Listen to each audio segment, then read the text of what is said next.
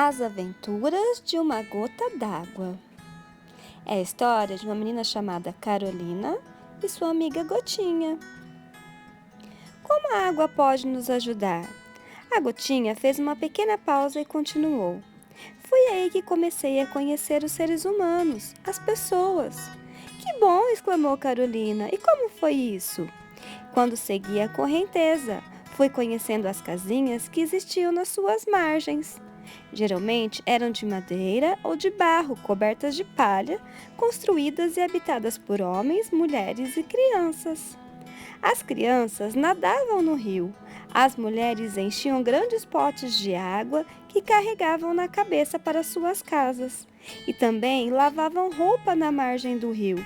Eu não gostava muito da espuma de sabão que faziam, mas como era pouca, logo se dissolvia e se misturava nas águas, desaparecendo. Nem os peixes se importavam muito. Havia também as canoas que deslizavam sobre nossas águas, e era divertido o mergulho compassado dos remos, como se estivessem fazendo carícias em nós.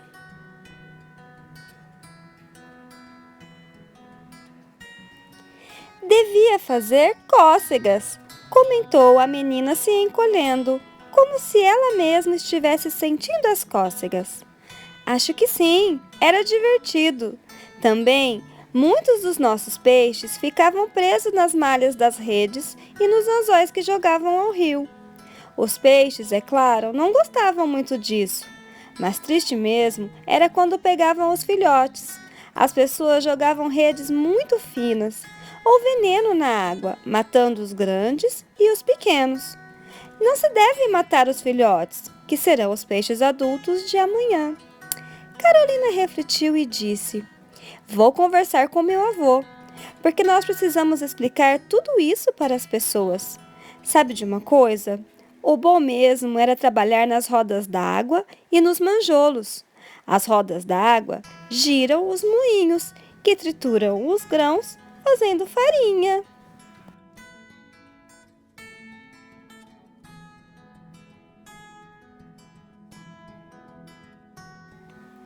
São semelhantes às rodas gigantes dos parques de diversões, só que no lugar das cadeirinhas para sentar pessoas existem caixas ou pás, onde a água bate com força fazendo a roda girar. Quer dizer que é uma roda que gira com a força da água? Indagou a Carolina. Isso mesmo, uma roda d'água funciona do mesmo modo que os moinhos de vento, que giram com a força do vento. A roda, ao girar, movimenta o moinho, que moe os grãos de trigo ou de milho, ou move uma bomba para levar a água para o rio ou para casa. Para nós, gotas d'água, isso é muito divertido, pois parece que estamos brincando em uma roda gigante. Além disso, quando a roda gira, faz a água borbulhar, tornando-a arejada e carregada de oxigênio. Hoje, essas rodas estão acabando, pois muitas foram substituídas por máquinas movidas a motores elétricos ou óleo diesel. Que pena! Eu vi uma vez, numa fazenda, uma espécie de martelo enorme que bate como pilão e é movido também pela água, disse a Carolina. Esse é o monjolo. A parte de trás dele tem a forma de uma caçamba ou concha, que recebe a água. Quando a caçamba fica cheia, o seu peso a faz inclinar, levantando a outra ponta, que é o pilão. Aí, naturalmente, a água é derramada da caçamba e o pilão cai com força, moendo a cada martelada uma grande quantidade de grãos. Serve para descascar arroz ou fazer farinha de milho.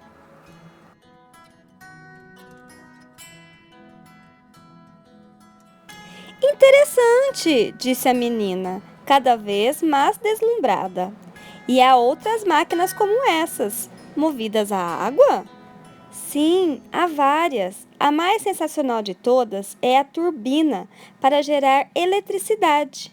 A água cai numa roda com pás de ferro, que gira com uma velocidade incrível.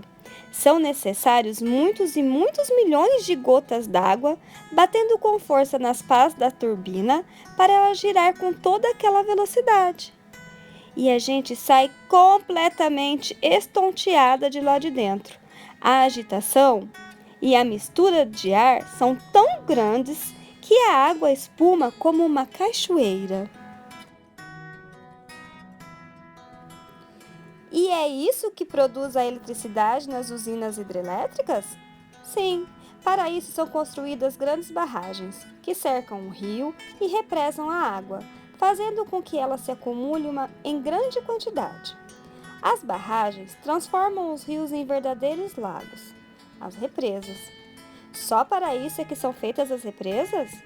Não, as represas são feitas todas as vezes em que as pessoas desejam acumular água no tempo das chuvas e depois fazê-las escoar, devagarinho, no tempo das secas. Isso se chama regularizar o rio, mantê-lo sob controle. Existem rios que enchem muito durante os períodos da chuva, inundando as margens e até alagando cidades, e depois ficam secos na épocas em que não chove, deixando as pessoas sem água.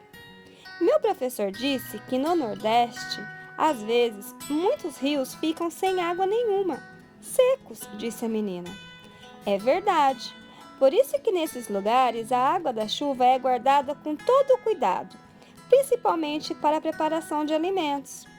Agora, quando um rio é represado, ele fica com uma quantidade mais ou menos igual de água o ano todo, servindo para gerar energia, abastecer as casas, irrigar plantações e até para divertimento, como andar de lancha, nadar ou pescar. Puxa vida! E vocês, gotas d'água, ajudam a fazer tudo isso? Eu nunca imaginei que nós fôssemos tão úteis, riu a gotinha. É, e acho que as outras pessoas nem sabem. Elas deveriam ser muito gratas por tudo que a água faz por elas, para o desenvolvimento das cidades, para as plantações, para a vida. É verdade. Só que, infelizmente, alguns seres humanos não são muito gratos pelo que fazemos por eles, disse a gotinha, muito triste. Gostaram da história? Um beijo!